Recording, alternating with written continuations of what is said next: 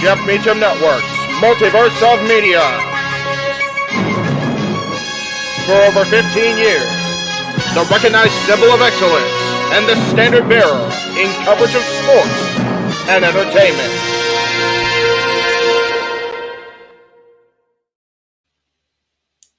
Ladies and gentlemen, my name is Jeff Meacham, but you already know that watching where you're watching. And I am here to proudly serve as a longtime, not only advocate of this man being in the WWE Hall of Fame class of 2024. Again, long overdue. It was announced just moments ago across the Associated Press and confirmed by those within WWE. The first inductee in the 2024 Hall of Fame is the wise man, the special counsel, the original hustle in wrestling himself, Paul Heyman.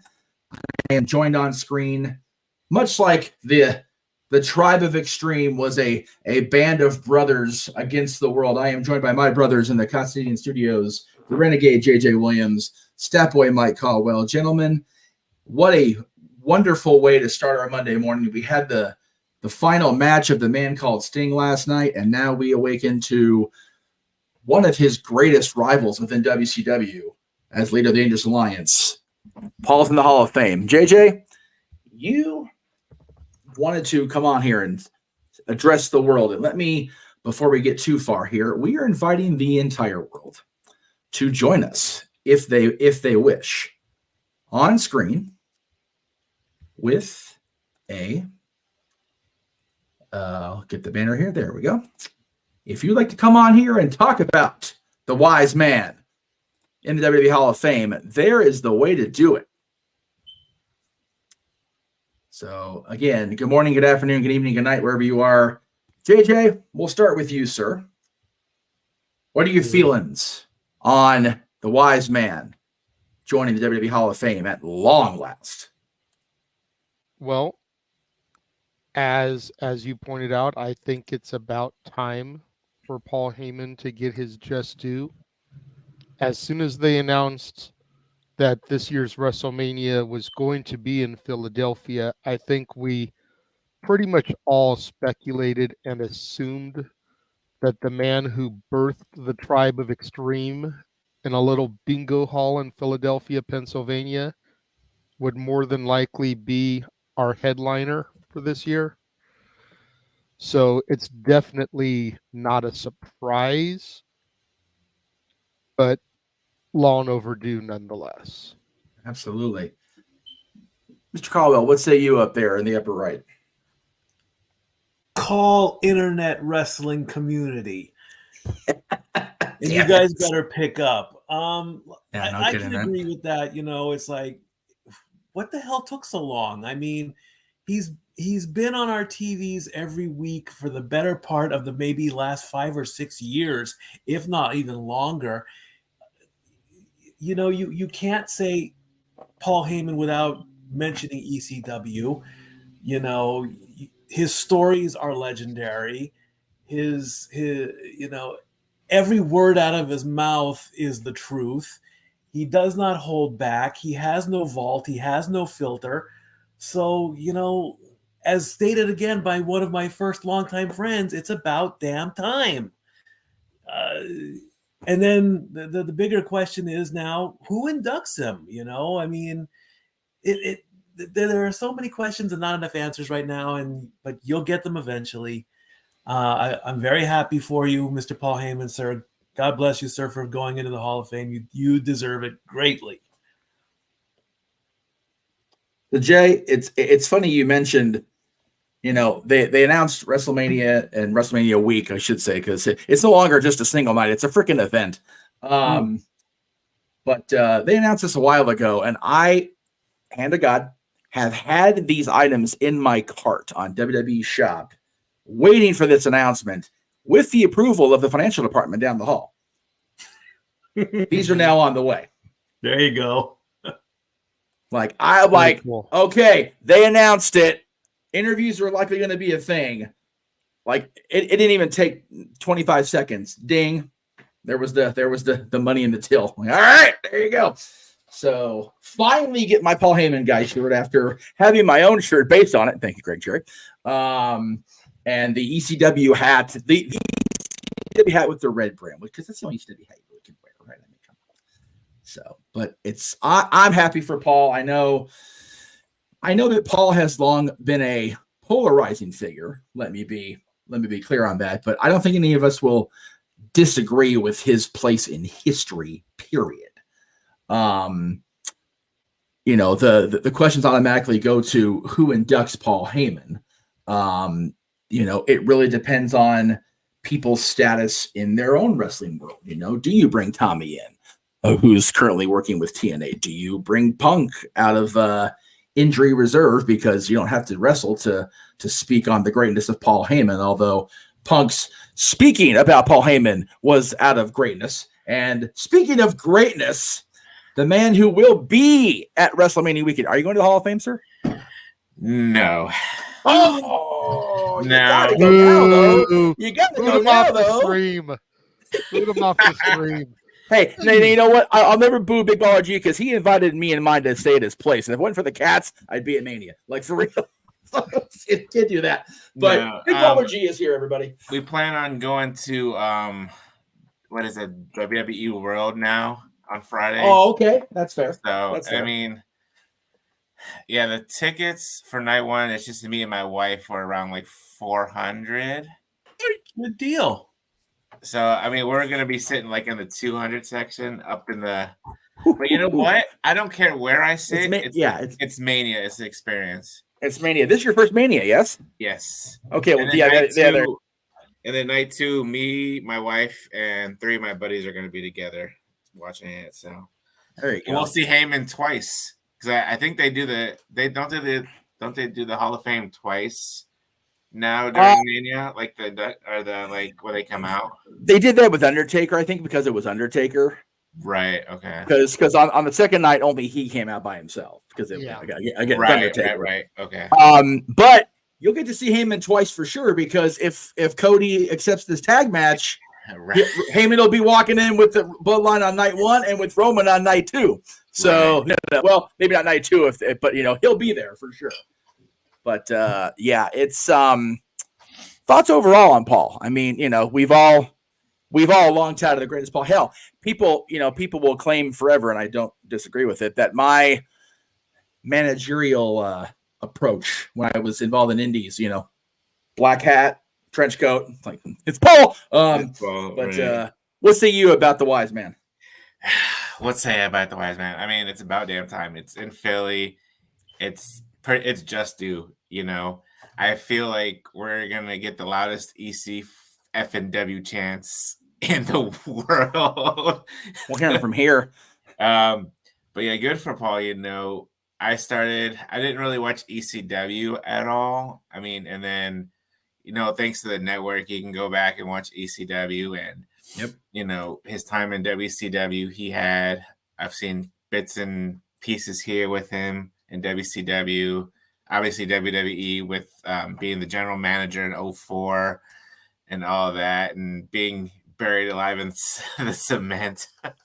God, what a time, right? And then, ECW One Night Stand and One Night Stand 2, the shoot promo that he did in 2005, I can it's just like in the back of my mind. Right. Right. So if it wasn't for Tuesdays, Triple H would be champion, That's right. Dude, that whole segment just and then he said Matt freaking Hardy and the place went ballistic. 3 words, he lied. Huh? The most over Matt Hardy had ever been. And then prior to that was the most over that was ever. Good point, JJ. Right. Yeah, Matt Hardy wasn't near as over as he was. Lives, it's Edge. Yeah. God bless Heyman for that night. And then the brief reintroduction of ECW 2006, we had all that shit. Yeah. And now now he's back. He's managed Brock Lesnar for forever. CM Punk a bit. He did Ryback too for a little bit too, didn't he? We don't talk about that. Yeah, well, yeah. I mean, Ryback, Curtis I should say. Axel. We don't talk about that. Okay. portion. Cesaro even. And then obviously, CM freaking Punk. Yes. That was besides Brock Lesnar. Like you said, he's the OG Paul Heyman guy. So good for him. And now he's with Roman Reigns for over 3 years now, almost 4. Yeah. Almost 4. Good for him. So I'm happy for Paul. Very well deserved. Which Jeff, if you check your messages, I just sent you a screenshot. Roman Reigns has retweeted and put the one finger in the air, acknowledging Heyman for the Hall of Fame. Damn right, man. Let me. I will bring that up momentarily. Possibly. There we go. There it is. Oy. Did you guys discuss who might be inducting Heyman? Kind of, sort of. Not yet. Mikey brought up the fact that, that's the next thing to try to figure out. And a couple people in the chat room, saying CM Punk. Someone said Tommy Dreamer. Steve Austin. Yeah. Could be somebody, when you go back, think about the Dangerous Alliance. You think about Heyman bringing Stunning Steve to ECW, which, of course, we got to see kind of the genesis of what would become Stone Cold in WWF. Yeah. You've got Eric Bischoff would be an interesting twist. Right? Especially if you go back and you watch the rise and fall of ECW and listen to the way that Bischoff just crapped all over ECW. Yeah. For him to get up there and have to be the guy to acknowledge Paul Heyman. Right. Speaking of acknowledgement, ding, ding, ding. Roman Reigns could be the guy to do it. Or if you really want to have a full circle moment, how about have the Samoan SWAT team do it? I was going to say have Keith and Sam do it. Like, seriously. Yeah. Just to kind of show how far back he goes with the family. Yes. Because it's something that is often forgotten about in their storytelling. We documented very heavily. Yes, Jeff has made a point to document it on the Multiverse of Media. But it's something that gets left out in WWE storytelling. So have the Samoan SWAT team be the guys to acknowledge it. And in their speech, they can even say that Paul managing them kind of is what put the entirety of the bloodline in motion. And there's the tweet. Speaking of acknowledgement, let me acknowledge somebody who, never seems to show up anymore on Saturday nights, but by God, he is here with us in the. You know what? You're gonna stick a finger up. You can sit in the green room all fucking day. I really don't care, Josh. Like, whatever. I don't care. God damn it. Put that finger down. You want to put a finger in the air? Put the one in the air like your tribal chief. Damn it. Josh Mansfield is here, everybody. Hello, Josh. How are you? I can't even see your face. Hang on. Let me move the banner. My bad. He hasn't looked better in his whole life. Oh. Yeah, Welcome back, Josh. I had all that coming. Just bring it on. Yes. That's and Emmanuel, right. thank you for the super chat. I know it got thrown up there, but acknowledgement given. Thank you for the $2. Yes, thank you, sir. So hi everyone, good to see you. He does exist. It does exist. Yes, I exist. It's a rare time when I'm actually free. Yeah, how much you worth in real life? Oof. Check, please. I didn't brunch yet, Mikey. Jesus. Anyway, so Josh, it's a First of all, initial thoughts upon seeing the news. Actually, you're the one that brought me the news. I'm gonna give you the credit here on screen. Josh sent the message to me about the AP report itself. I'm like, okay, well, the AP is generally reliable, but we'll wait and see. And then he said, WWE posted. Oh, well, then let's fucking go. Yeah, he sent me the same article, and I swiped it off my phone because I was in the middle playing my Magic Kingdoms game. I didn't want the alerts going off disturbing me playing my game. Yeah, no and then shit. once I finished sending everybody out on their tasks and closed the game up, then I was like, the fuck did this asshole send me? Oh. Oh, yeah. He was a good boy and didn't put it in dick groups. about it today. Yeah, yeah. Because we always except talk right now about on how screen, but we always tell him about how we need some kind of professional release. You can't get much better than the Associated Press. Right. I can't give him too much crap for that one. It's not no. It was from the Wrestling Observer newsletter or some bullshit. To be fair, I saw someone else posted on Twitter without the article, and so I went searching on WWE's Twitter first. Good. That's a good boy. Good Mansfield. Good Mansfield. Anyway, you want a treat? You want a treat? I'll bite those hands. No. But initial reaction, absolutely the right call. 100% the right call to have Heyman be the headliner for the Hall of Fame this year. And dang, if that isn't going to make this Bloodline story even more interesting going into WrestleMania. Because, you figure when you had Dom and Ray last year, Ray going into the Hall of Fame boosted it up a bit. This is going to make the whole Bloodline Cody Rock saga even more interesting. Mm-hmm. Especially when they try and figure out, okay, who's actually going to induct him. And the fact that this is Triple H's first real chance to allow and control the Hall of Fame creatively, you gotta think he's gonna give Heyman, the option of literally whoever he wants. Right. So the only person I can think of right now who I think we can agree would be a 99.9% chance he isn't going to do it, based off of the fact that he's been working with the All Elite brand, Rob Van Dam. Yeah, no, I can pretty much rule it out. I always thought when, and Emmanuel, I see your question about the storyline. We'll get to that momentarily. I always envisioned that when Bischoff went in, it would be Vince. When they put Crockett in the legacy thing or whatever, it would be Vince.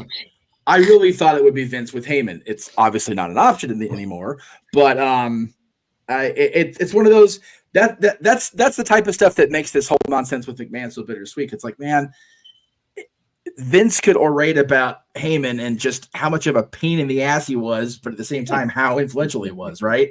Like, it would just be a perfect way, perfect Vince speech, but it's just not in the cards, unfortunately. What is the health currently of the King Jerry Lawler?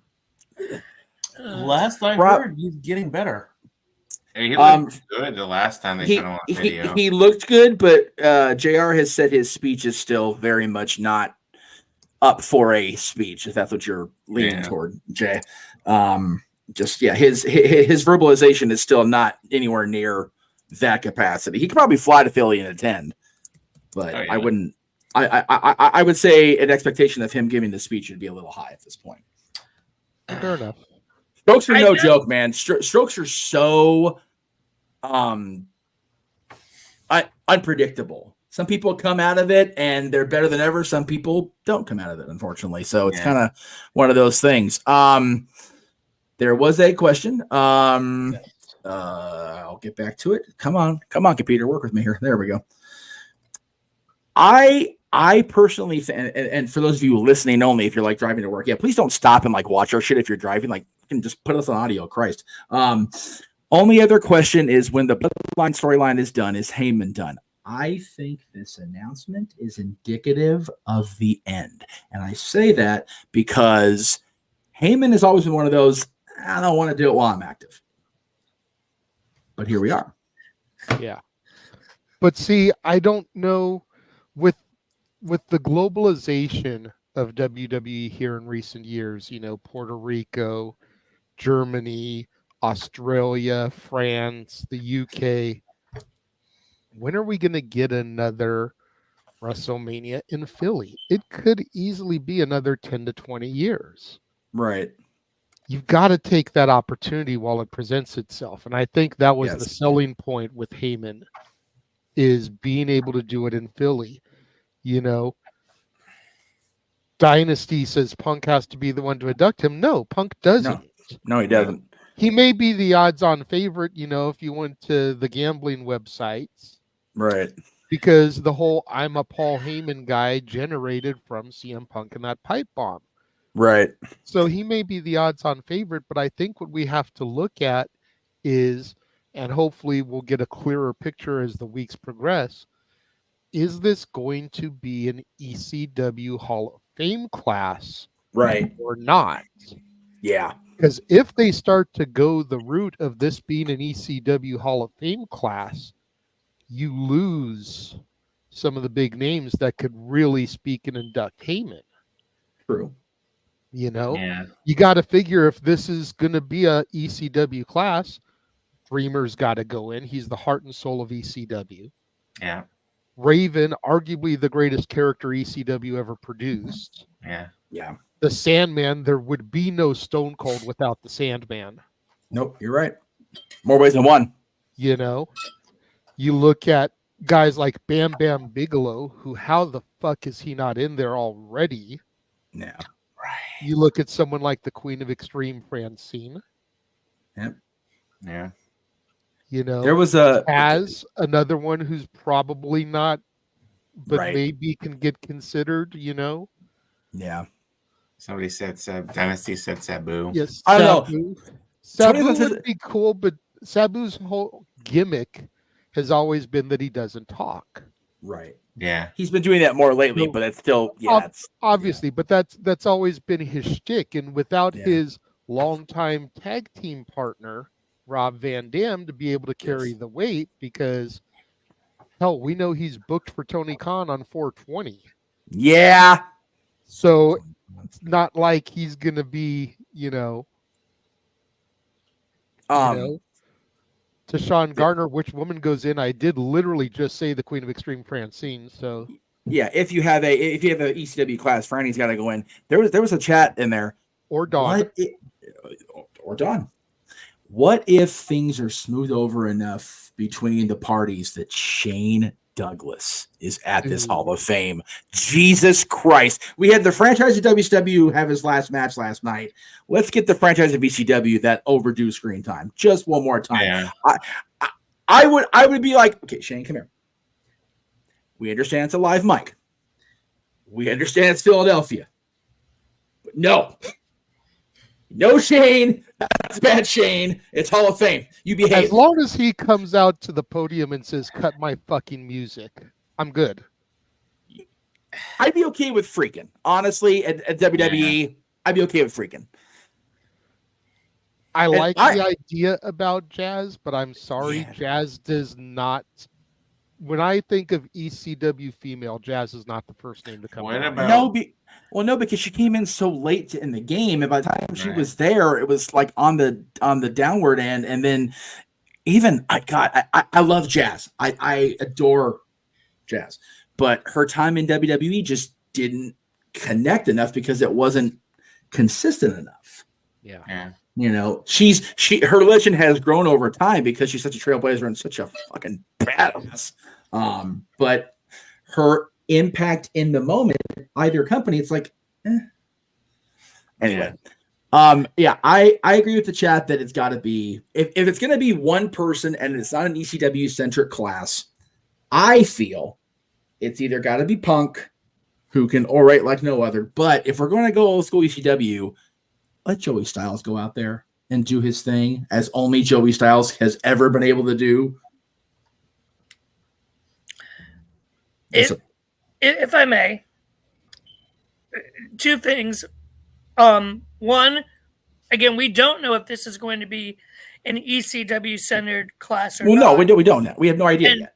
That I think will be determined by whoever the next inductee is after Heyman. What he said. This is exactly what I said, but you were off camera.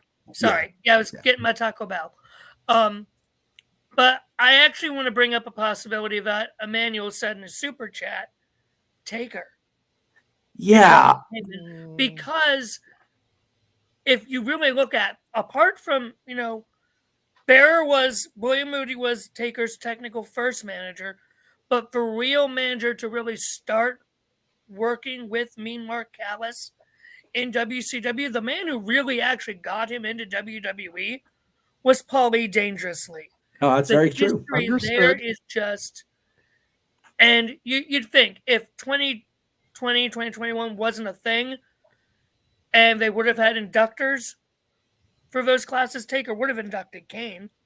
To see Taker induct Paulie, that would take that to a whole new level. I hear you, but if Undertaker didn't induct Paul Bearer, why would he induct Paul Heyman? Because back then, Taker was still in Deadman character. Since 2020, when it's been the whole, holy trinity of Taker things of badass Deadman Mark Calloway, we've seen more Mark Calloway now. I get Jeff's point. Undertaker was very adamant about not going out on camera at the Hall of Fame because he didn't want to take away from it. Because Undertaker, wherever he would be, would take away from anything. But he did come out and do the come here.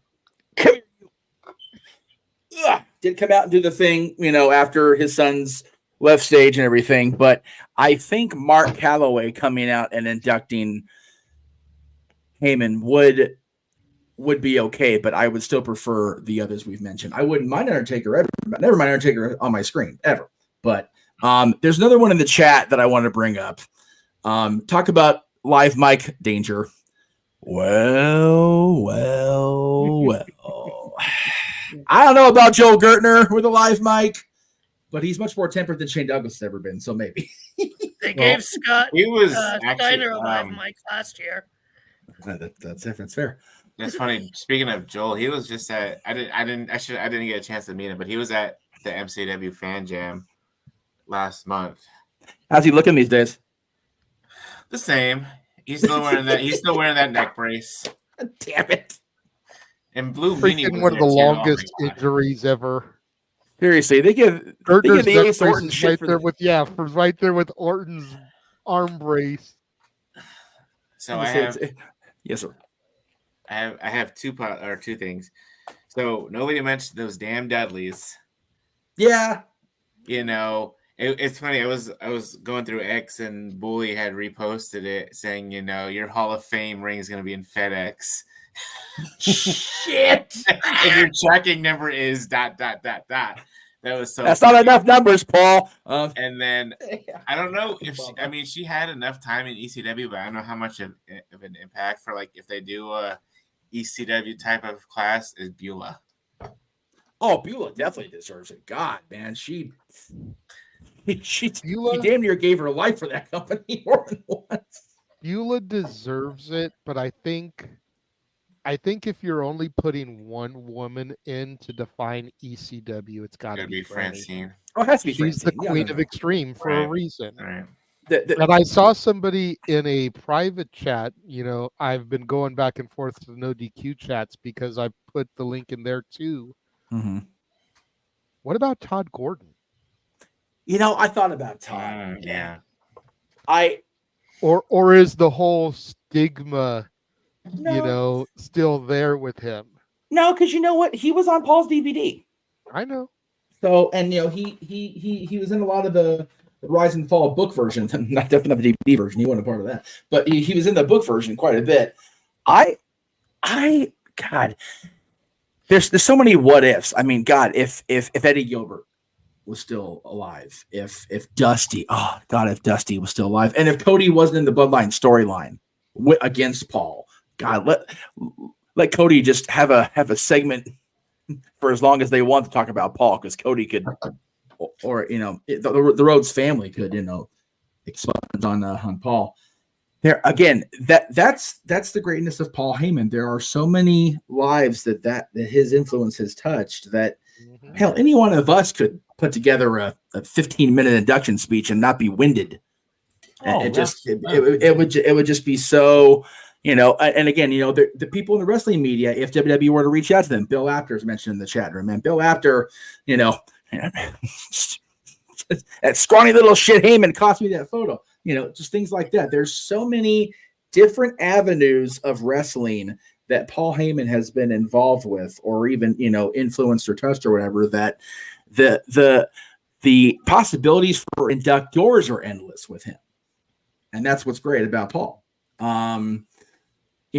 Just the fact that if you look back in the post Attitude Era of WWE champions, Heyman's managed a good chunk of them. Yeah. Lesnar, Big Show, Kurt Angle, CM Punk, Brock Lesnar, Roman Reigns. And if you look at that legendary, the SmackDown 6 and what they're doing these days, Kurt Angle, Hall of Famer, Adam Copeland still doing his thing, Rey Mysterio still doing his thing. The Guerreros heavily influential even in today's wrestling. You look at Chavo's work in on Iron Claw. There are just endless possibilities, and I love that, man. I love that. I'd like to know what more stories can be told, because the two classic ones that I always love, obviously, 15-year-old Heyman driving Freddie Blassie down the streets of New York after Blassie can't drive. If you know, you know.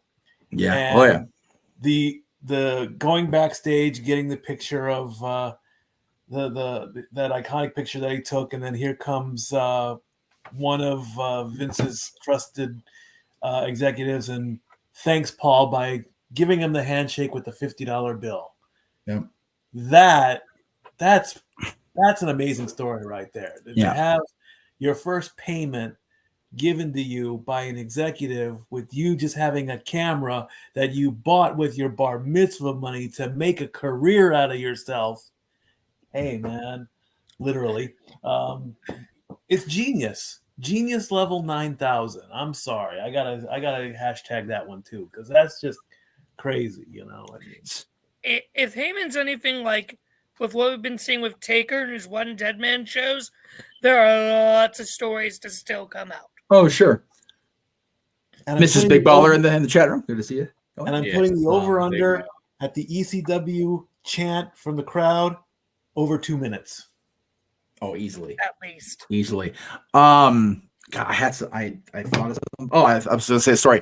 Hell, Heyman's first major wrestling hustle is the greatest story for me. How he got wind of Mr. McMahon Sr.'s Vince Sr. I hate using Senior. It's a different middle name.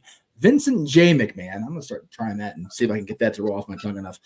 Vincent J. McMahon would dine at, Ben Bennigan's Steakhouse, after the shows of the Garden, and Paul got wind of this, and he hustled, and he called the Capital Wrestling Corporation, and, said that he, Mr. McMahon had, granted him a press pass from Madison Square Garden after he saw him at Ben Bennigan, and he got in the Garden with that bullshit as the photographer, and he was in, and that was it, and then he did the same thing going down to the Carolinas and sitting in the production meeting, and what are you doing here?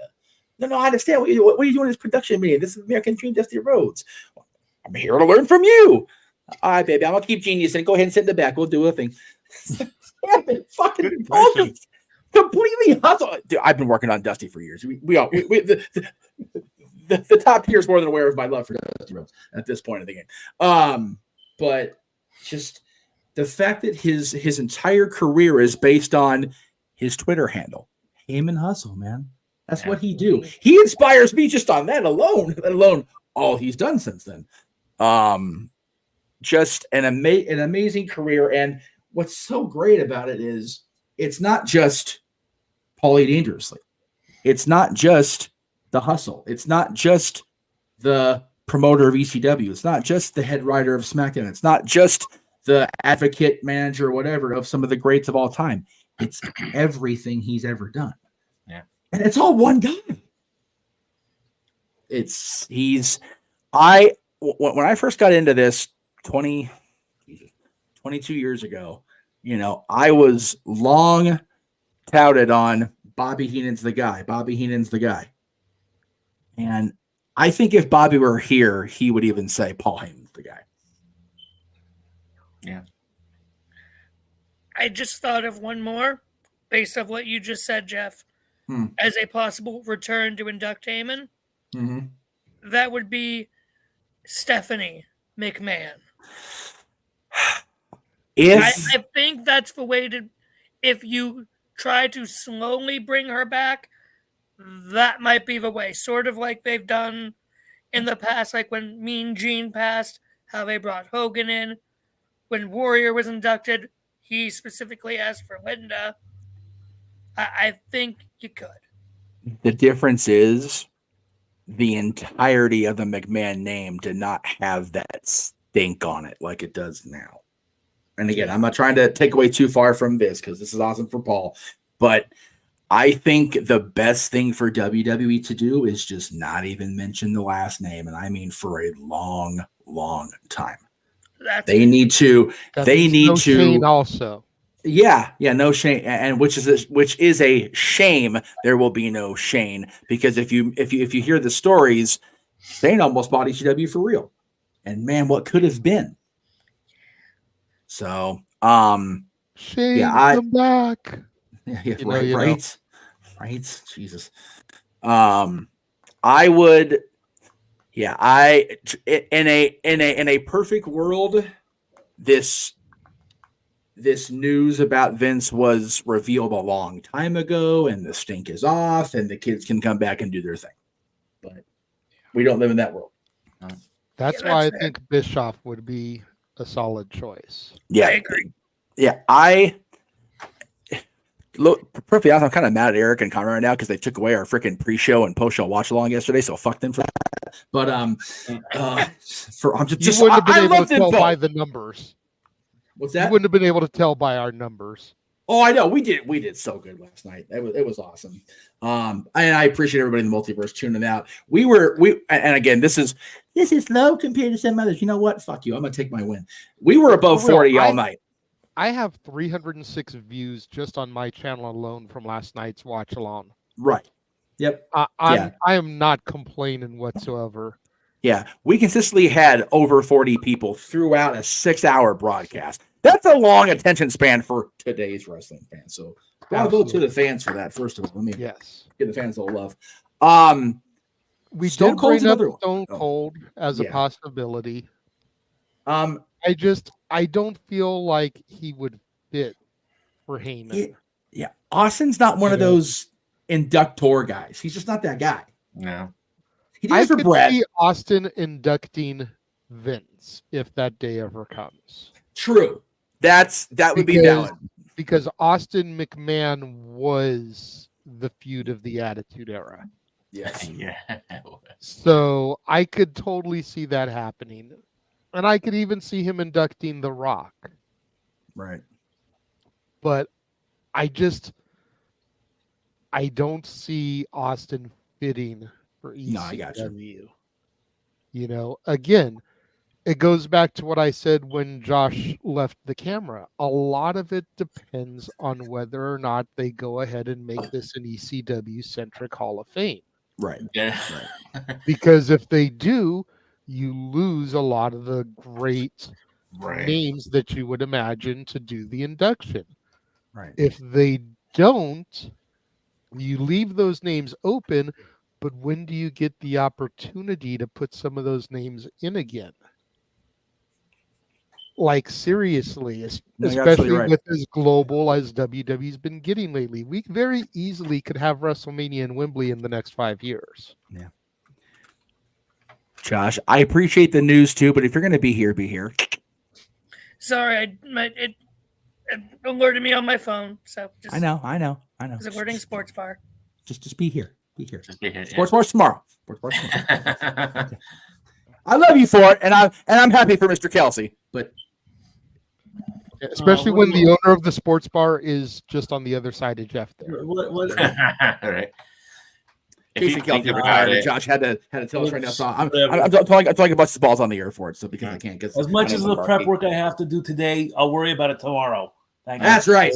Paul Heyman's going to the Hall of Fame. Damn it, Josh. Yeah. If you think about it, since Mania is like a month away, and they do like 5 inductions, they literally have to do like an announcement like every week. which is fine. Which is fine. Thank you for bringing that up, because yes, that was the other reason I wanted to go live here. You know, you guys probably saw my post in the group chats. Right. I kind of want to get this as a talking point because I think it's a great debate, and I'd love to hear the people in the chat room sound off about this. But I miss the announcements being made on Raw and SmackDown. There's no reason why they couldn't have waited on this until Friday Night SmackDown. We already know that The Rock and Roman Reigns are going to be there. There will be another Bloodline segment. So just have them in the ring doing the thing and then make the announcement with everyone in the ring. I think that's a bigger moment as opposed to a random Associated Press drop on a Monday at 9 o'clock in the morning, freaking 8 hours before Raw even goes on the air. You know, freaking 11 hours before we get it on the West Coast. It's fair. I miss the whole hype and suspense and build up and how you'd get that tight shot on the commentators. And, you know, as always on the road to WrestleMania, we begin to highlight and pay tribute to our legends. Let's take a look at the first inductee for the 2024 class of the WWE Hall of Fame. And they give us the great big video highlight package. Like, I feel like all that has disappeared here lately. And it's not just this announcement this year. It's been going back pretty much since the pandemic. And I understand to an extent why it had to be done for the pandemic mania. Right. But every year since then, like, Molly Holly got told she was going to be in the Hall of Fame on a fucking episode of The Bump. Right. Like, at least it's WWE programming, but who the fuck watches The Bump? I don't. Nobody. I do. Now, hey, Nobody really watches it. Hey! You always say don't say everybody or nobody, Buckerfeather. I watched the Bump. but you know what I mean. Like, if I hadn't heard that announcement was made, I wouldn't have gone back to watch the episode. How about that? Oh, okay.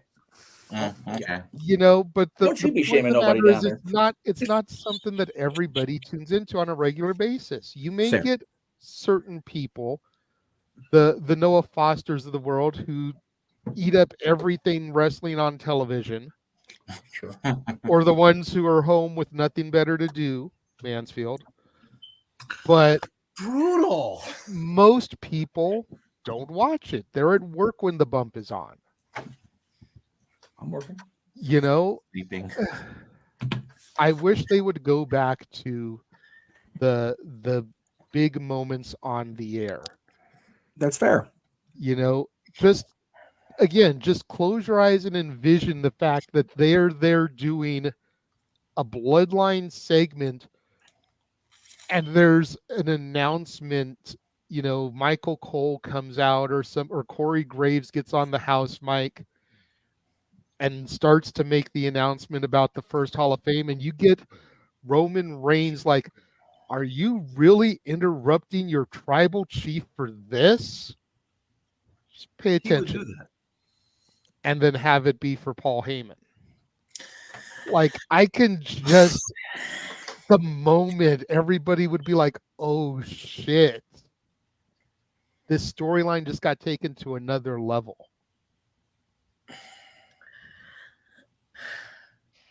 Hang on, Josh. I'm going first. Okay. Yes. Thank you. All right. So I agree. I miss those moments too. I do. But I will disagree with your reasoning because of the reasons you gave for your reasoning. WWE, if nothing else, is about branding. It's about plugging every damn piece of content, media, whatever they have. Gee, I wonder how that feels, how we have to do that on the regular, right? Nobody watches the Bump. They will if they have an announcement like this. Nobody watches the other shit. They will if they do hit announcements like this. God damn, these TV shows are too long. If they would do less segments. And granted, I did reply to you in the chat that I'd be okay with they bringing these back to TV if they had cut out the other filler crap. So I agree that the enormity of them seems like they're lessened by not having them on television, but again, it gets eyes on the bump. It gets eyes on the WWE social outlets. So that is my opinion. I don't know. I don't work for WWE, and I probably won't because reasons. But the intent to expand the brand, eyes on the brand, is there. And there's another point that Walter's making in the chat about, they're trying very hard to get those folks that are still on the fence about being a Cody Crybaby or a Bloodline follower to get the Bloodline to be the heels. You put Paul in the Hall of Fame as an announcement in front of crowds, they're going to pop, and they're going to pop positive for it. They're going to pop anyways. Now that the announcement has been made, I would almost be willing to bet you money there's going to be signs at Raw tonight about Heyman Hall of Fame. Oh, sure. And when they do show it, because they're still going to make the announcement, it was reported earlier today via the Associated Press. Right. There's still going to be a pop for it. Well, there will, but it won't be failure. No, because it won't be directly involved in the segment itself. That's the key. So then when he comes out on Friday, he's still going to get popped. So then he'll come out there. Failure. No, I appreciate the acknowledgement, but you and I both know it's long overdue. Let's move on from that, shall we? And then he goes into Roman Reigns butt kissing, as he do. It's an easy enough shift compared to having to sit there, have Gravy interrupt it, have Roman go, "The fuck you did," and then have the announcement. Everybody's like, and Rocky like, "Shut the hell up with your bullshit. Let's get back to what we're talking about here." Like it would turn into a 45-minute segment. It's like, can we not have the ladies' matches cut again because of this? Yeah, thanks, Dwayne. You can blame Jason Jordan for that. Well, fuck Jason Jordan anyway. His damn Kurt Angle-ness. Anyway. If you know, you know. If you don't, you haven't followed enough television storylines. By God, You're bad for that. Am I wrong though? No, but you're okay bad then. for that. All right then. All right. All right. Well, all right. If I may, okay. Before you may after you read the private chat in the StreamYard, because clearly you're ignoring that. No, I'm just not noticing. Oh. Hey, it's Mikey, everybody! Yay! He did we the can thing. See the stat boy. We can see the stat boy. We can. Okay, timestamp that. 47 minutes 40 seconds. Dory Lou. He can be taught. Now you 6 o'clock Eastern, everybody. Let's see the Greek flag. You should show your heritage, brother. Come on now. No, I'm not sitting in my chair right now, but anyway, we live in a digital media age. So as soon as something drops, it's going to explode. The thing I want to know is, did WWE contact the AP first? Or did they just drop it and then the AP got hold of it? That's my question. It is frustrating. WWE probably issued a statement to the AP. Yeah. I totally understand it. I totally agree. Why do they have to get the scoop? Why can't they just drop the news and let it cook? Again, are they giving the media people a chance to play along? Yes. Again, ESPN announcing these things, ABC News announcing things, CBS Sports announcing these things. It's all part of the deal, brother. The globalization, like you said. And I get that. And you're right. This is a digital age, a social media age. But devil's advocate, the other side of the sword, every single one of us in the room right now has bitched and moaned and been Cody crybabies about spoilers being revealed and not being able to see shit as it happens when it happens. So for something like this to be dropped, whether it's an official press release or not, I feel is very much akin to a spoiler. You know, if it airs on television, you know, even if it's the first segment of the broadcast, and then the press release gets out there and we start seeing ABC, NBC, ESPN, Sports Illustrated, you know, WWE just announced at the start of their flagship broadcast, Monday Night Raw, that Paul Heyman will be going into the WWE Hall of Fame, first inductee, class of 2024. That's fine. That's great. Dropping the news at 9 o'clock in the morning before the broadcast is very much akin to a spoiler. You know? Yeah, I don't disagree with how you feel, because they're your feelings. You don't disagree with a feeling. You just offer the counterpoint to an opinion. And again, I'm also thinking more of from the business and the global branding side of things, and it's very.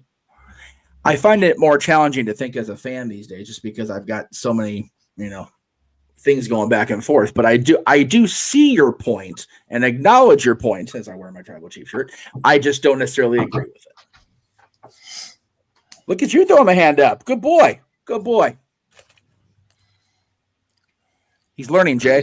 They're both, dude. Mikey and Josh showed a thing of learning on the same show. We better call it quits now, or we're ahead. Fuck. For real. And then he does that. I mean, he is eating on the camera, so you know. Okay, yeah, but he's trying to be discreet about it. He's not DJS in it, so there is that. Yeah. Woo! Now, Jeff Meacham, no Thanksgiving mode. Haha. Anyway, exactly. Now, if I may co-sign and add some things to what Boss Man Meacham has said, always kiss ass. No, I'm kidding. Yep, I'm for aware. real. I'm aware I'm a kiss ass. I don't give a fuck. Now, what was that, G? No, go ahead. A I'll say what I have reminder to to say. buy chapstick before WrestleMania weekend. Yeah. So, if you reading the AP news, the author specifically said they talked to WWE and Paul Heyman before they released the article. So I don't consider the AP News, ESPN, whoever other place announces it, as spoilers, because WWE is directly giving them that knowledge and coordinating that release of that information. And again, it is getting the mainstream media attention. This is AP, for fuck's sake. Giving the first inductee of the WWE Hall of Fame. That is huge. Like, that is getting more eyes on the product than you would by just a normal WWE press release.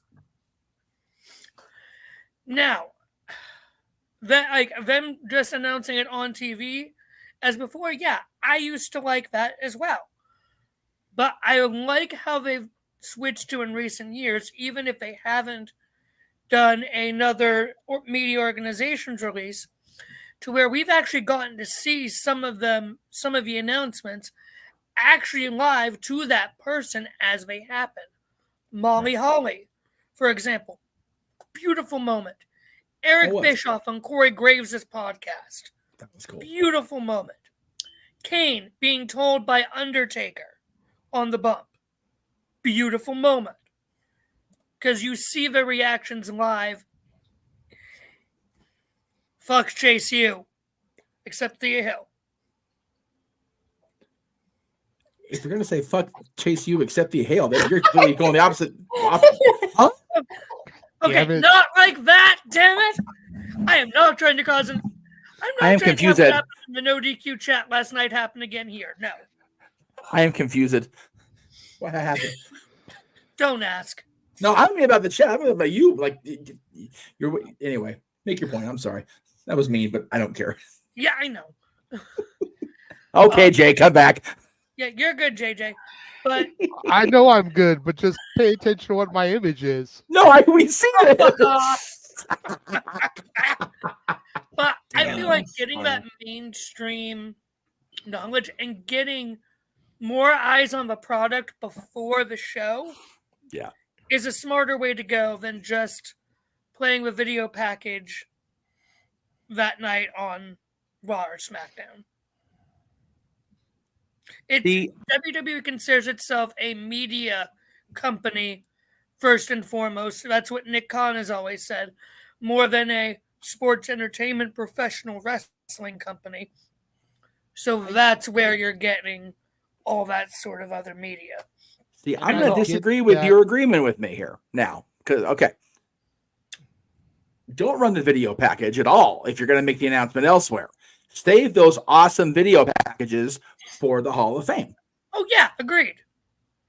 Yeah. And I only say that because there were a couple of years where they would run that package, highlighting the guy's career, and then they run the exact same thing or ceremony. And it's like, if you're watching on TV, it's like, we've been seeing this for 5 weeks. If you're live in the crowd, it's like, man, we got Mania tomorrow. Can we get going here? Like, for real.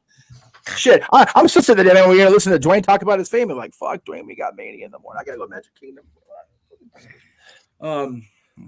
Big Geo attests to trying to do Disney World and shit. Like, no, you're on a timetable there, Rocky. Christ. Anyway. And I get what Josh is saying about it being a media company, not a sports entertainment or a wrestling company.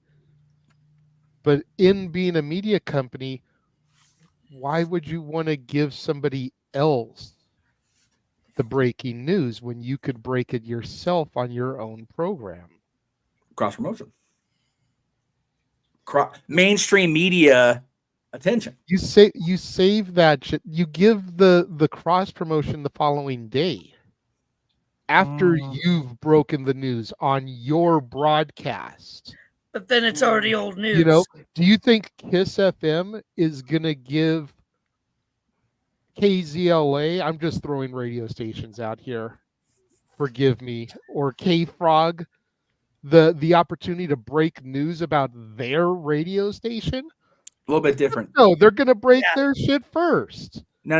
So why would WWE give ABC or NBC or CBS or ESPN or Sports Illustrated the opportunity to break their news when they could be the one to break their news? It would be different if WWE didn't have a fucking television show. Because they've got their own. Hang on, Josh. Hang on, Josh. Broadcasts every week that they can break it on.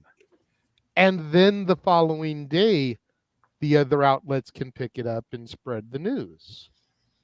I think the comparison is misguided only because it's not a competitive radio station breaking the news about another competitive radio station. It's not AEW and Tony Khan breaking WWE news. It's not the NWA putting down the Coke line and breaking WWE news. It's not that it's WWE releasing their news to actual substantial news outlets, TMZ, CBS Sports, AP, things like that. That is WWE continuing to expand their approach to mainstream media, which they had for a decent amount of in the 80s with Hogan. They had a lot of it negative, unfortunately, during the Attitude Era. This era of WWE, we've all talked about how much more globally aware people are of WWE, especially in this year since the merger went down with UFC to form TKO under Endeavor.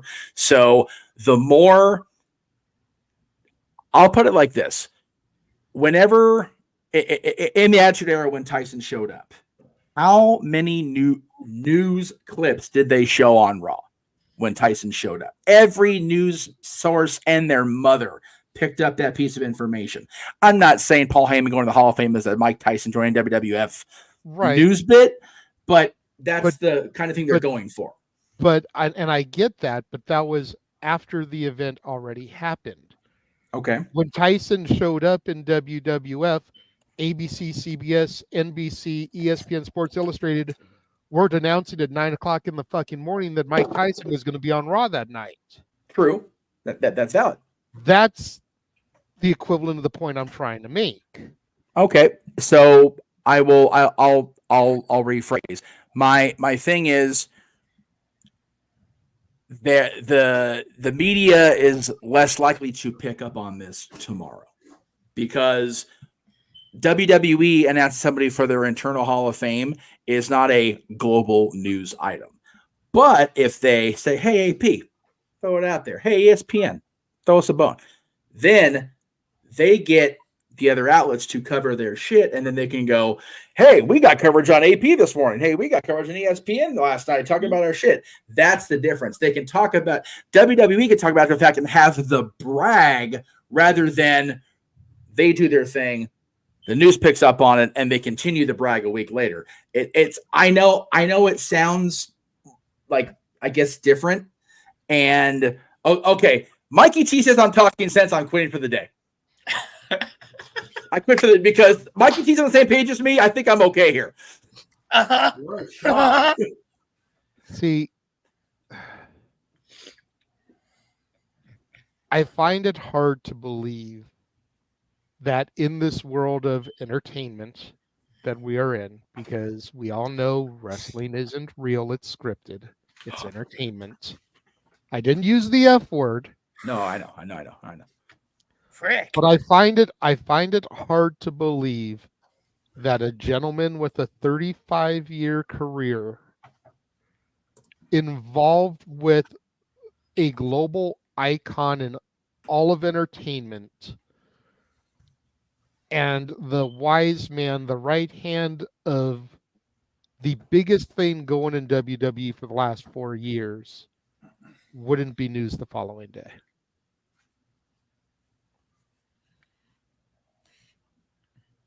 And again, it will be. I'm not saying it. I'm not. It will be news tomorrow. I think you're trying to. And again, this is me more asking or assuming, and you know what happens when you assume. I think you're trying to apply Attitude Era approaches to modern day WWE, and it's not the same thing anymore. Attitude Era, they couldn't get news attention to, about as easy as spanking their own ass with both hands trying to get attention. Now the attention's already there. ESPN's been covering WWE for a few years now. The other news outlets are covering them. So if they make the announcement, the breaking news on their own broadcast, then ESPN will still cover it tomorrow. But here's the thing. If they do it that way, how many more eyeballs does that get on the product tonight? Right. Instead of how they're doing it right now. Yeah, I'll give you another possible example. When William Regal eventually goes into the Hall of Fame, I will freaking bet you it is the BBC that is going to break it for Regal. Right. Makes sense. Yeah, Regal having it through, BBC News or, some sort of outlet over there in England is the way to go. Mm-hmm.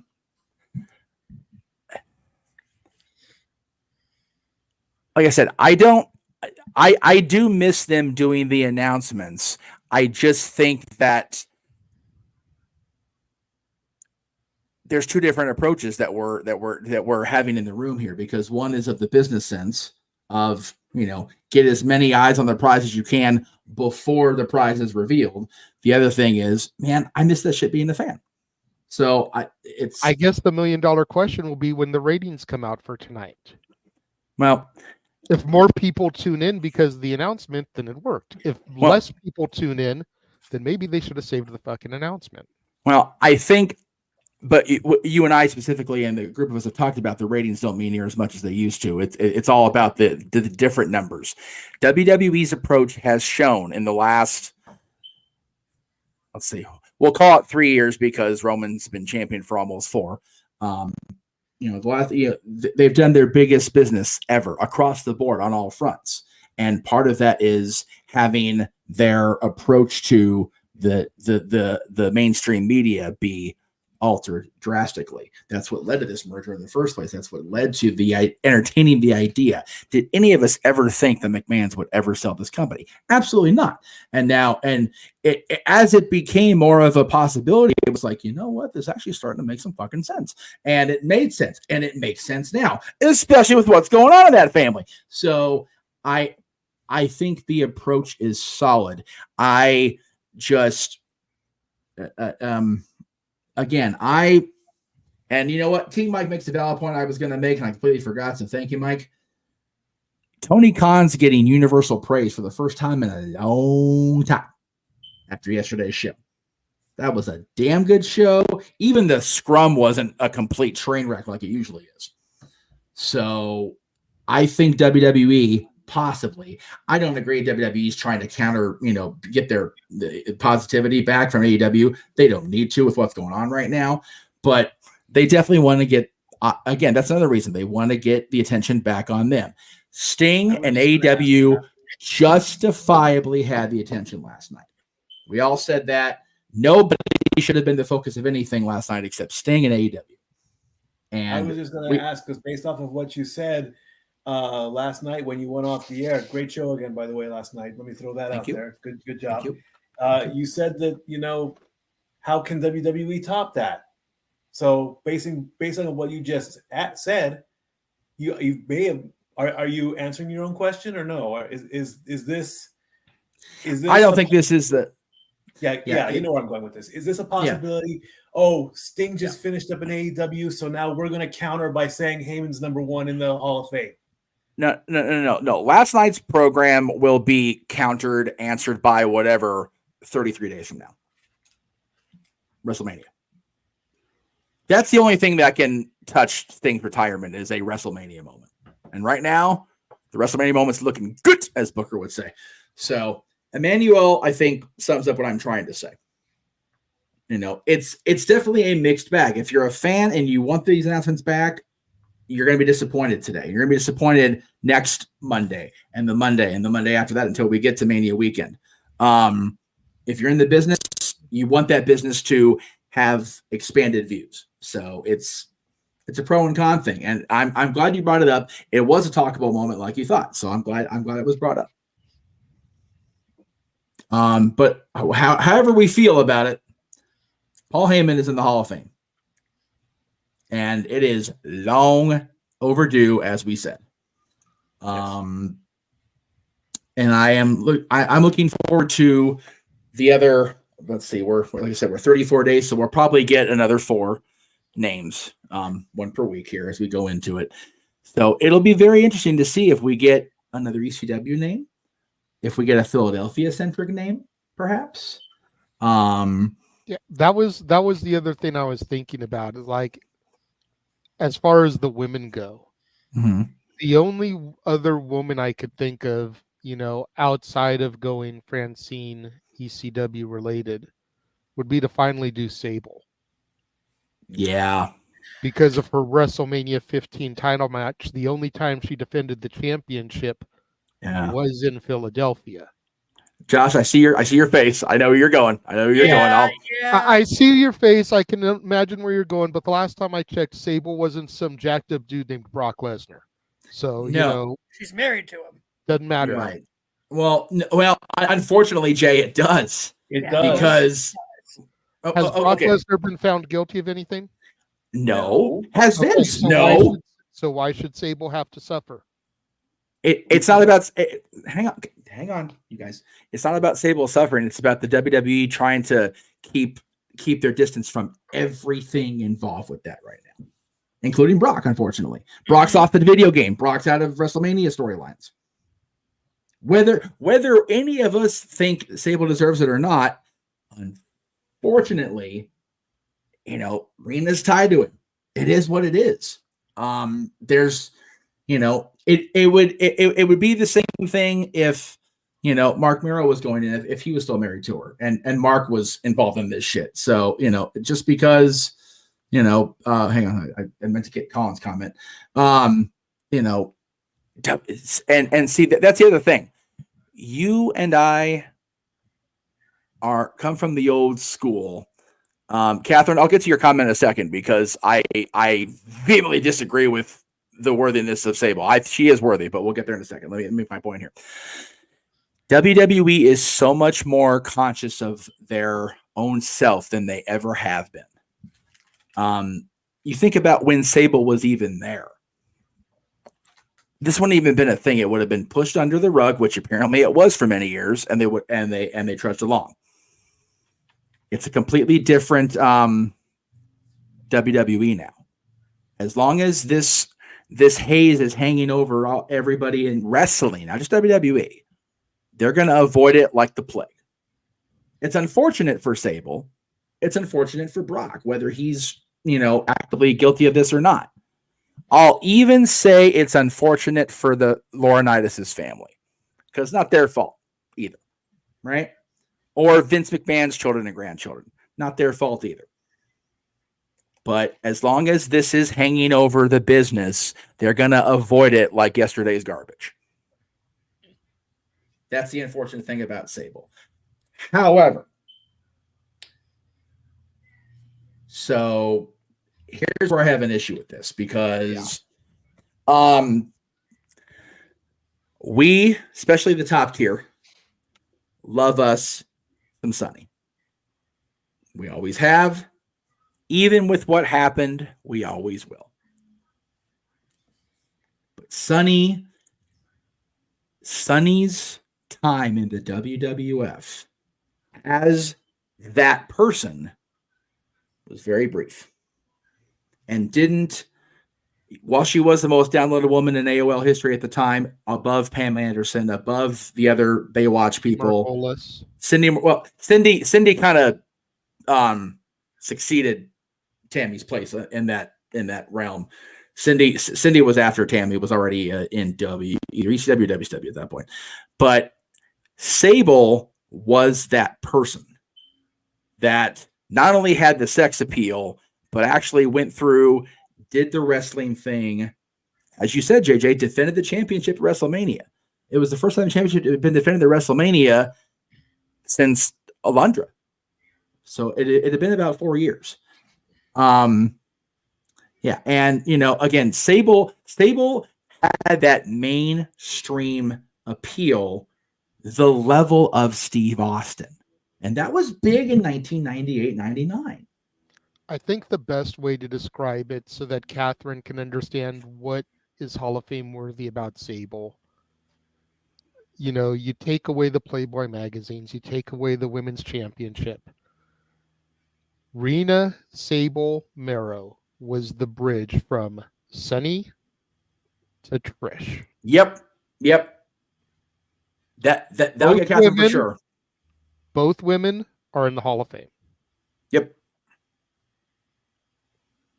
There's no Sable without Sunny. There's no Trish without Sable. Yep. And Kat, I know you love you some Trish, so. Period. Thank you. Now, I will. Hey, I made one today.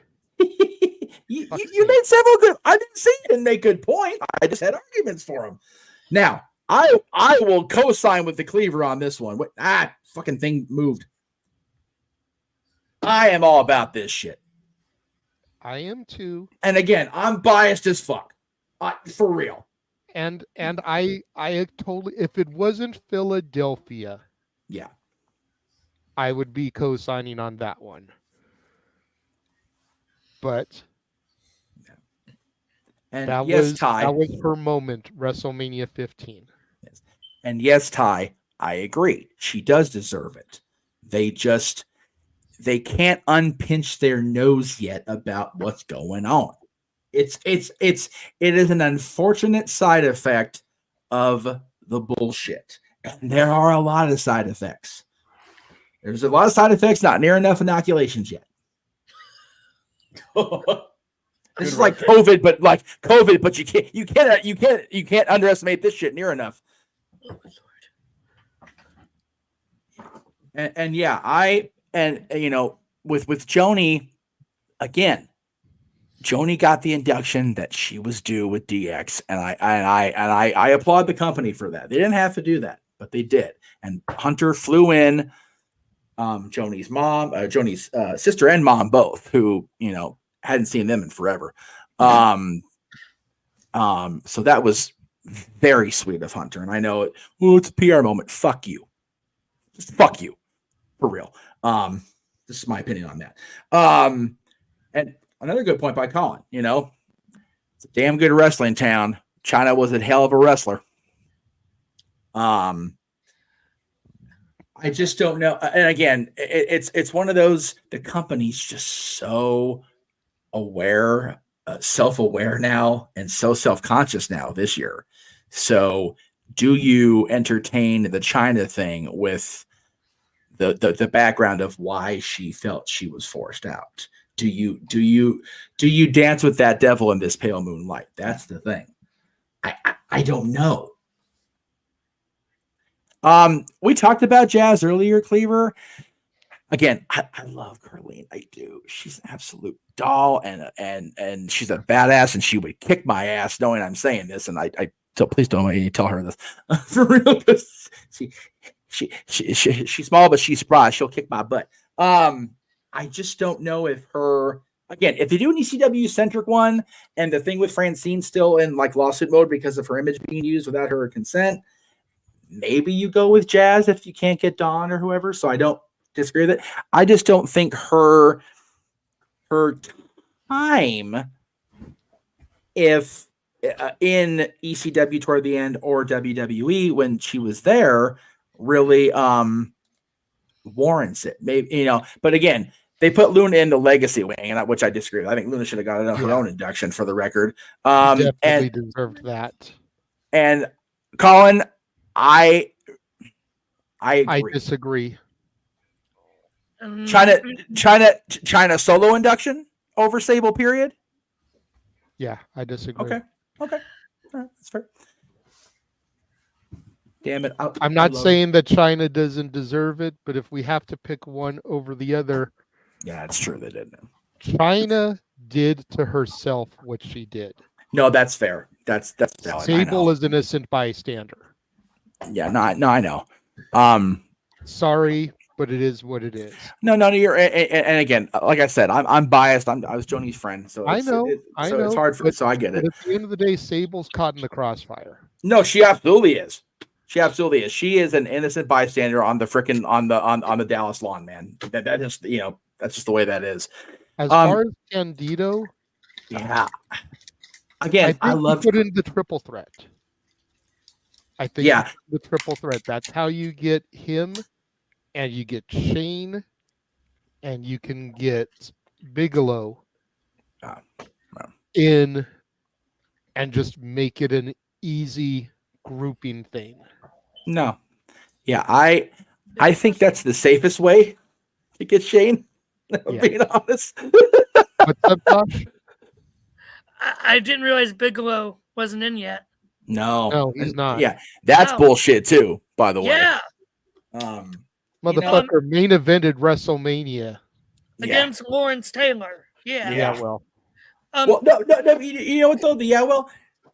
You talk about a celebrity. Taylor's in the fucking Hall of Fame, and the guy that carried him through the matches. It's the shit, right? Hell, yeah. The guy that trained him for the match has been in for years now, Kevin, but not the actual guy that did. Yeah. Hey, that's not the Aaron Riff logic. That's my goddamn logic. I am sick and fucking tired of Aaron Riff getting credit for shit that I made happen. All right, fuck that. Fuck all of that. I've been saying the Coca Beware line for longer than Aaron has. Fuck that in its ass. With no lube. With a sharp stick. Fuck that. No. And that's where I walk out. I think that was the premise of One Night in China, but I digress. Whoa! Damn it, JJ! See you tomorrow. I had another point to make, but no, I don't even know if I want to try and make the point. You, Jeff. Since points are already apparently happening. Points on the board, survey says. Good answer. Okay. The thing is, I'm trying very hard not to lose my temper. Hey, I'm making the chat room pop. Freaking Catherine, Safet, Ty. Okay. If I may. No, you may not. Just wait. Now we're relying on Josh to get things back into control. Okay. Yeah. Okay. Oof. Yeah. So. Okay. Go ahead. Thing is, we're discussing all these other possible inductees, in addition to the wise man we already know is going in, there is so many different ways that WWE could go. I think at the end of the day, we're just going to have to wait and see, because it could go to either an ECW centric class, it could go into a Philly centric class, and Philadelphia wrestlers, not just ECW. It could go into a historic sort of Mania class because of its 40 years of WrestleMania. Yes, yes. Or you could do Triple H's list of favorites. We don't know, because this is the first time Triple H has had full creative control over the Hall of Fame. Right, so I think at this point, we speculate every year, but I think at this point, wait and see and then critique, when... The actual class list, yes. If they're not going to do anything city or company centric, Lex is long overdue, and they talk about it every month on his show. Lex is way overdue. Miss Elizabeth is way overdue. Yeah, I agree with that. She's safer than China or Sable at this point. 150%. I only say no to Demolition because they were part of that lawsuit, class action bullshit, and again, I love Demolition, but I just don't know if they're going to get that because of the lawsuit that they freaking lumped themselves into. That was their bad. They made that decision. Bill and Barry made that decision for themselves. So, but yeah, definitely sound like an absolute dick for this. And check, please. Honestly, at this point, I don't care. Okay, all right. If we're going to, and by we're going to, I mean, the majority of the wrestling IWC. Yes. But if we're going to call for Bray Wyatt to go in the Hall of Fame, when in reality it's because he just died. Sure. Fuck it, let's put Ole Anderson and Virgil in there too, because they just fucking died. And if that's all you need these days to get a Hall of Fame induction, then fuck it, let's make it happen. Again, good night, folks. Don't forget to tip the veal, try the waitresses, and we'll see you next week on the show. Yeah, that's it. Yeah.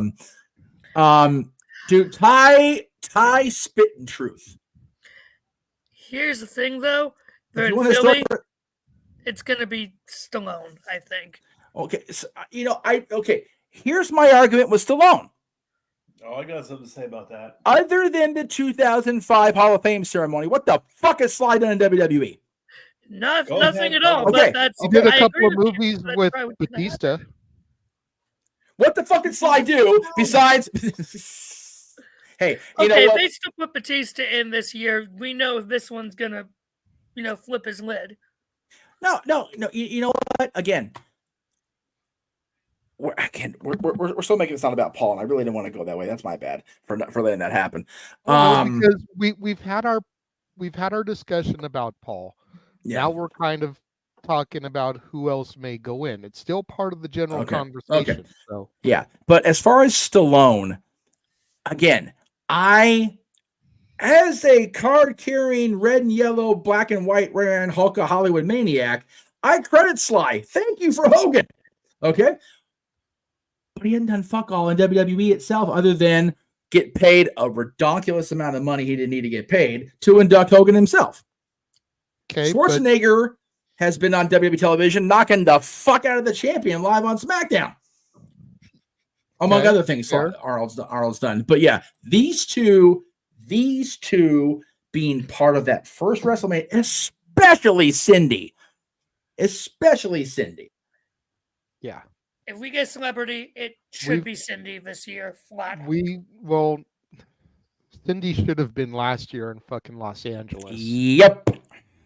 Instead of Kaufman. Kaufman should have been saved for the next time they go to New York, because that was his home base. Yep.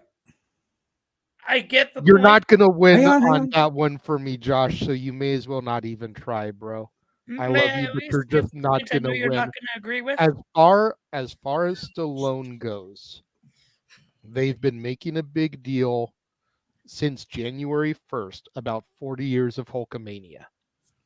Hulkamania would not exist without Thunder Lips, which was a character from Rocky 3. I'm just saying.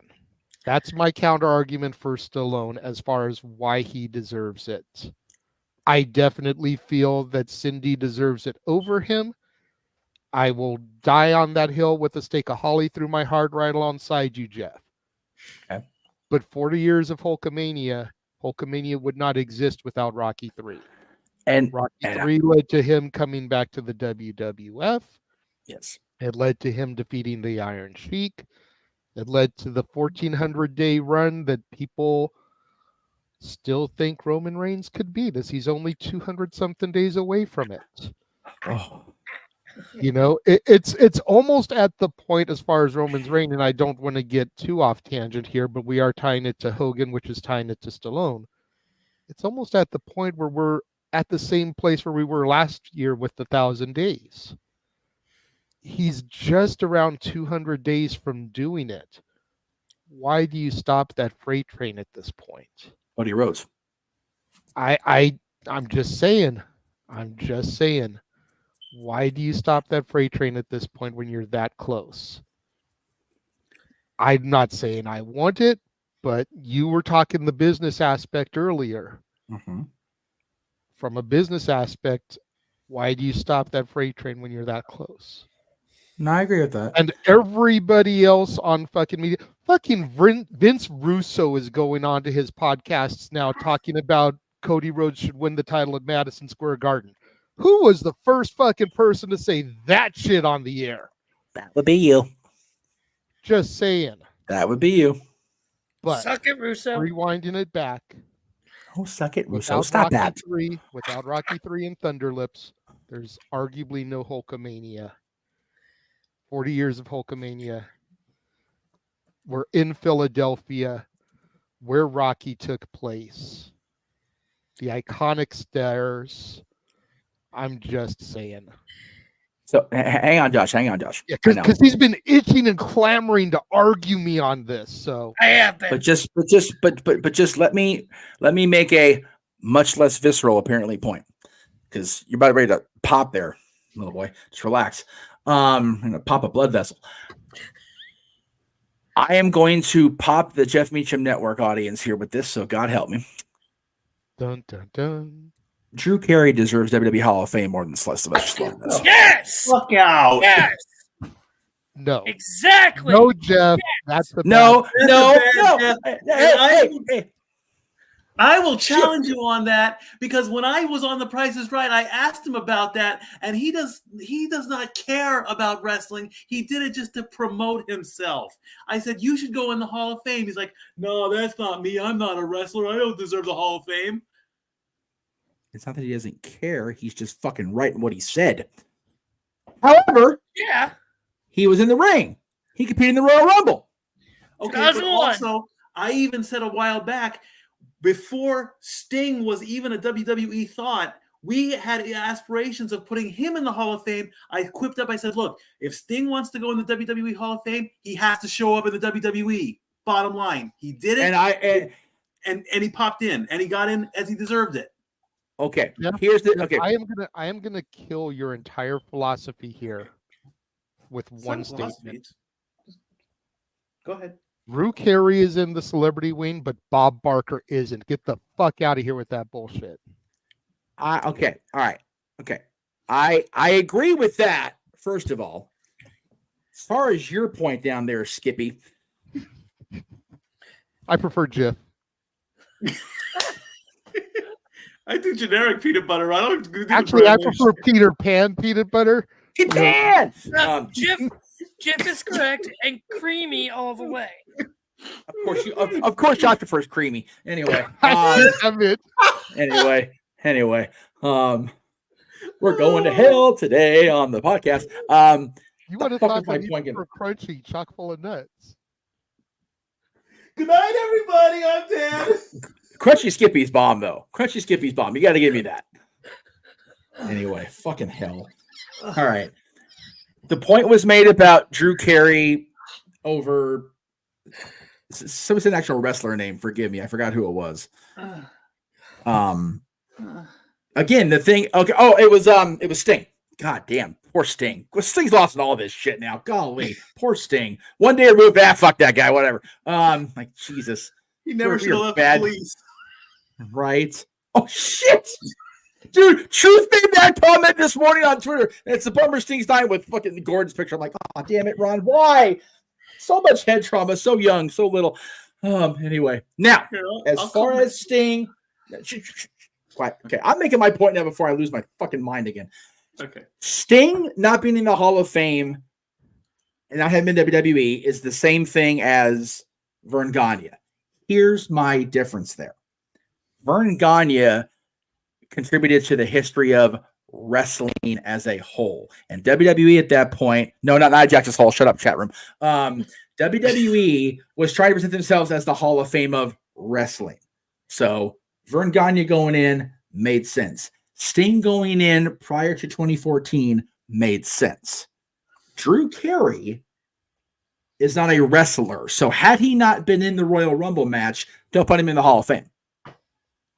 Sylvester Stallone has made exactly one appearance on WWE television, and it wasn't even officially on WWE TV, except the fact that they aired that part of the Hall of Fame on USA. And he was out there for 10 minutes, however long. He talked too goddamn long, too, if I'm being honest. I was there. I saw it. That's my argument against Sly. Drew Carey was in the Rumble. That's again another reason why I don't like that induction. Man, they could have picked any fucking buddy but Stallone. Good grief. I don't disagree with Stallone's part in establishing the true form of Hulkamania at all. All right. But if they're only going to do Stallone because they happen to be in Philly and they can have the moment with the steps, okay, like I'll buy into it. I'll enjoy it because I honestly want to do that one day if I don't freaking die on the way up to the museum. But anyway. I think the other thing as far as Stallone goes, and while granted he hasn't done anything really on WWE television in a WWE ring, I will concede that aspect. Mm-hmm. Hulk Hogan notwithstanding, Jesse Ventura and his film career, largely due to Stallone and Schwarzenegger both. Mm-hmm. Stallone over the top with Terry Funk. Okay. You know, Stallone has worked with a lot of WWE Hall of Famers in his career. Very true. Some of them he gave breaks to. Some of them were already established when he worked with them. A la his parts at Guardians of the Galaxy with Batista. Right. Yeah. Stallone has done quite a bit of work with WWE talent over the years and helped to make them shine in his movies. That is valid. I just you cited Jesse. You know, Jesse was going to go in the Hall of Fame whether he made Predator or not. That's fair. That's fair.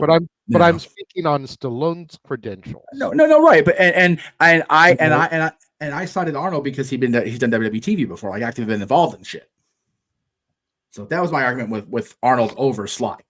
But celebrity wing, God. First of all, Bob Barker's the best guest host of Raw. Period. End of sentence. He won a Slammy Award for it. Price's Raw was fucking gold, and he should have been in the Hall of Fame. Again, I think that was after Drew got inducted. It may have been. No, it was after that. So talk about somebody that deserved a Hall of Fame, even a celebrity induction before they passed. Jesus Christ, Bob Barker. But for me, celebrity, I understand why Sly, and again, unlike my son's mother, I love me some Sylvester Stallone. It's one of the few things her and I will agree to disagree because I get her points on it. I think they're a little outdated at this point, but I understand what. But I understand why she feels the way she does. I'm not going to argue with it because there's far more things I can argue with that bitch on anyway. However, hashtag IYKYK. Level 9,000. 30-something days, bitch. Anyway, Now, that's right. I want Give to a be shit. like you when I grow up, Jeff. No, you don't. No, you don't. It's sad and lonely and bitter.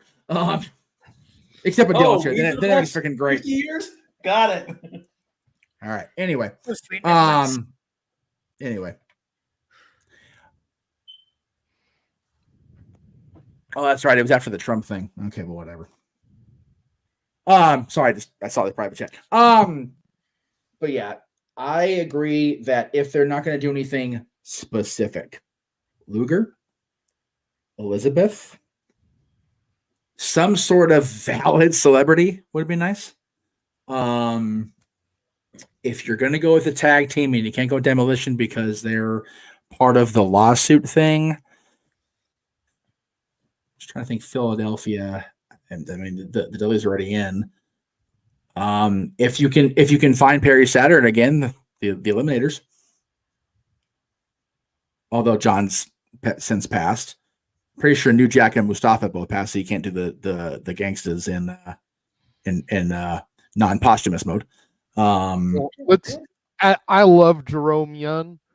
But yeah. do you really want to give him a live WWE microphone? Well, maybe now. So safer now. Posthumous might be the good time to put the gangsters in. I don't think you want to give either one of them. Yeah, probably not. Yeah, probably not. And I don't think Triple H is going to pay for the licensing rights to have Natural Born Killers play as they come to the stage. Well, unfortunately, New Jack died in 2001 or 2021. We know that, Mike. Yes, good stat boy. We know. I thought he was still alive. I didn't know he was dead. We talked about it on the show, I think. We did a live stream about it. Yeah. Heyman did a tribute on Smack Talk. Well, I forgot about that was okay? I'm getting old. What do you expect? We know. Too much of that damn freaking creamy jiff out down there. Muddling your brain. Public Enemy is a decent shout. Public Enemy is in all three major companies. Again, if they're going to do an ECW Hall of Fame class, Public Enemy definitely deserves it, man. I let me Mikey bounce. He's done. No, I didn't. Get something. Oh, okay. Yeah. Rocky and Johnny, I think, would definitely be possibilities. Scorpio. Yeah, Scorpio. Again, Scorpio's long overdue. You know, he'll need an extended wing for reasons I can't say on air because we're already past the point of that anyway. But the Impact players. Ooh, yeah, Justin and Lance would be good. I'd be okay with that. And Jason, the sexiest man alive, and you get Don that way. That's fair. That's fair. Man, I can be serious for a moment. Seeing Jason Knight on WWF TV as a jobber back in the 90s is hilarious as fuck, dude. Y'all, so this shit's on YouTube. The old Superstars and Challenge episodes are on YouTube. Like, Jason Knight is all over those things as a freaking handsome talent. It is funnier than Glenn Ruth is on there. It's like, I know who that is. Like, God damn it, really? Freaking, it's so funny. Anyway, headbangers. If you're not going to do a specific theme, headbangers. Yes, sir. So, back just to finish the Cyndi Lauper thing to piss JJ off. Here we go. Here's the thing of why, if there that's is right. You're going to argue with that. That's right. It should be this year. Again, you think LA, Hollywood, yeah, that's fine. But this is 40 years of WrestleMania. The Rock and Wrestling connection, and Cindy's involvement in that WrestleMania 40 just makes sense in that way. I get it. She should have gone in long ago. WrestleMania 29 would have been the perfect year, or WrestleMania 30. But I think have been the good year for it because of New York, New Jersey. Yeah, it was. It was all that far away. So, but I think this year doesn't make sense. Definitely over Sylvester Stallone. In terms of what, because as Jeff was just going to what the Hall of Fame class could look like, Heyman, Dreamer, for a tag team or a stable, there is the possibility of at least inducting 3 members of the Radicals. Again, I know Well, no. I only say no, and I know you want to make the point, but I avoid any possibility of talking about anything like that. Fair enough. The news that's broken the last 12 months is Benoit style company derailing. Fair enough. Okay. I just felt like that would have been safer than. I do think Dean and Perry deserve it. Absolutely. And I don't think they get in without a stable thing, as awesome as they both were. Mm-hmm. But again, like there's just so many reasons not to yet. Yeah. For a and you can't even go WCW and do the Revolution because you're again hitched to the Benoit train. Right. Yeah. Which that one would kind of make sense too, even though it was a WCW stable, because all of them were ex-ECW. The franchise: Shane Douglas, Perry Saturn, Benoit, and Malenko. Yeah, exactly. There are safer ways to get Shane Douglas and Perry Saturn and Dean Malenko in a overdue Hall of Fame induction. All three of those guys. Now, my female inductee is actually going to be different than what we've all been saying, because I think she is very much due. Here we go. I think I know where he's going with this. I'm not saying Michelle McCool. Thank you, good. Jesus. I was going to say. There is the Lord above. Divine intervention. As much as I love my girl, as much as she's in the WWE 2K24 video game, I think all three of you are going to agree with me. Lillian Garcia. I can go with that. First female ring announcer, and how great she was. Well, she wasn't the first. There wasn't a female before her. Mike McGurk. Thank you, Mikey. I'm glad you said that. Mike McGurk, baby. Well, the most well-known. And with how popular Samantha is becoming, I think it would be great for Lillian to go in and have Samantha induct her. I like Lillian Garcia. I think it's a fantastic shout. I don't think anybody on the panel here would argue that she is not worthy of a spot in the Hall of Fame. I think where you lose me, and I'm not going to speak for everyone else, but it's maybe where you lose everyone else. There's a list of Jericho a mile long of women that deserve it before her. Yeah. Fair enough. I say that, fair enough. Yeah. Yeah, I think the list of overdue females starts and ends with Miss Elizabeth. I'm not going to deny that. And again, I know I know a lot of our audience. If you don't argue Cyndi Lauper starting and ending that list, because arguably WrestleMania 1 wouldn't have been a success without her and the War to settle the score and the Rock and Wrestling Connection. Okay, let me slightly rephrase. The list of non-celebrity inductions of females starts with Miss Elizabeth. There you go. There you go. Hell, have them both the same class. Fuck it. Female. I'm okay with that too. And you do make a valid argument, Josh, about 40 years of WrestleMania as far as Cyndi Lauper goes. But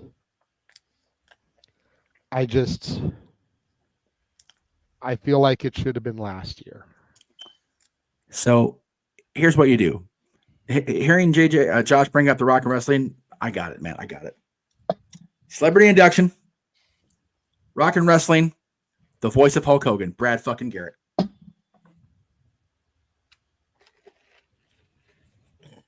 Who? There go the tumbleweeds and the crickets. There they go. You're right. Who? Good night, everybody. I'm done. Do you know who Brad Garrett is at all? Seriously? No. You fucking fetus. Good night. I love you. Guys. Okay, hang on. Have you ever heard the show Everybody Loves Raymond? Oh yeah. Okay, the brother, the big tall guy. Okay, yeah. That's Brad Garrett. Okay. He voiced Hulk Hogan on the Rock and Wrestling cartoon. Believe it or not. Okay. He can be. There's hope. Oh, thank you. Okay. Shut up, Mikey. And I'm sorry, but if we want to go celebrities If we want I was just making a ha with Brad, really, but you know. But here I'm gonna see you and I'm gonna raise you.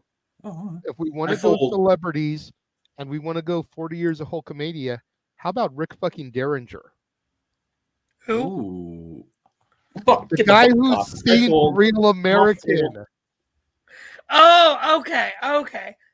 See, I need context besides down and it hurts inside. You wouldn't know that anyway, because apparently Hulk Hogan hasn't done anything for the wrestling business. God damn. Shut the fuck up, Josh! I'm just saying. So I'm changing up my chips. I'm going to the cashier. I'm out. I love you all. Stat Boy out. I've been on here for an hour and we've only just used that video. That's fair. That just shows what a good boy you've been today. We are an hour and 45 minutes in and you just got that. Well, I was going to click the other one for me earlier, but... Who is Brad Garrett? Who is Rick Derringer in the span of a 60-second clip? And Mikey, as far as you here, for fuck's sake, Mikey! Now I can retire in peace. I need to go anyway, to be honest with you. So, okay. All right. Well, we had a far more lively discussion than I thought we would. Thank you, everybody, for that's right. Rick fucking Derringer. That's right. That's who it is. It's not Hogan's theme song. It's Rick fucking Derringer. And by the way, he also did the theme for Demolition, for what it's worth. Yes. And the axe. Here comes the smasher. The demolition. Walking disaster. Now you might actually be able to hear us do those songs in full on Wrestling Karaoke coming up March 30th on Open Mic Night. And we have been told in the chat this morning that show will begin with Noah Foster doing the Man Call Sting, because in all euphoria about Sting last night, we forgot. So, we did. You know what, though? I've never been happier to forget about something, because that was such a goddamn good show. It was. Not like this train wreck. It was still fun today, but it's very much a train wreck compared to yesterday. All right. So, for Big Baller G, who popped in for quite a while this morning. I was happy to see G. It was good to see, man. For the melter of the multiverse himself, Mansfield. Greg's not here, Brad B, but thank you for playing along. Thank you for joining this. If you're broadcasting on his channel, he may not have known. So. Well, we are, but yeah, it's okay. And yes, Catherine, it's always a joy to go off the rails with you. And we appreciate you acknowledging the error of your ways in understanding the validity of Sable with the connection to Trish, because everybody loves Trish Stratus. If you don't love Trish Stratus, you get the hell out of my room. That's as simple as that. We listen to Trish Stratus. Yes, last night was all about hashtag thank you, Steen, but we cannot forget hashtag thank you, Trish. Yes. Dude, she's going to be here in May. We got to get out to Ontario. Got to see Trish and Lita and Joe. Dude, we got to get some Joe to see my pink keychain just because it exists now. But anyway, thank you guys very much for Stat Boy, for the melter of the multiverse himself, Josh Mansfield, for bringing the news to us in the first place, and for his cough, and for his Skippy peanut butter, creamy and chunky. For the Renegade JJ Williams. What? Jeff peanut butter, screw Skippy. I'm gonna shut the fuck up, Josh. Leaping him out. Get out. Go. For the Renegade of Wrestling, JJ Williams. I'll see you guys in a few hours. I'll see you guys in a few hours for Talk Wrestling, where I'll talk probably far more civilly, because it'll be just me and my own damn self about this and other wrestling news. I am Jeff Meacham. This has been the craziest damn hour and almost 2 hours I've been a part of in recent memory. We are the Jeff Meacham Network, Multiverse of Media. If you enjoyed this, we're the Jeff Meacham Network, Multiverse of Media. If you did not enjoy this, we are Dave Meltzer and the Wrestling Observer Newsletter. Have a good night, everybody. Screw the Young Bucks. Fuck Bill Belichick. No. Hang on. God damn it. No. Hang on. We were talking this the other day. Yeah. We tried. We don't want to. Belichick already lost his job, so he's already fucked anyway. So the hell with that guy. Who do we say was going to replace him? No. Oh man, that guy's. No, you know what? I agree with the fuck the Young Bucks thing. So I agree with that. So Josh, we need to get you to re-record and do the new opening. But for yes, fuck the Young Bucks. But congratulations for real to Paul Heyman. Good night, guys.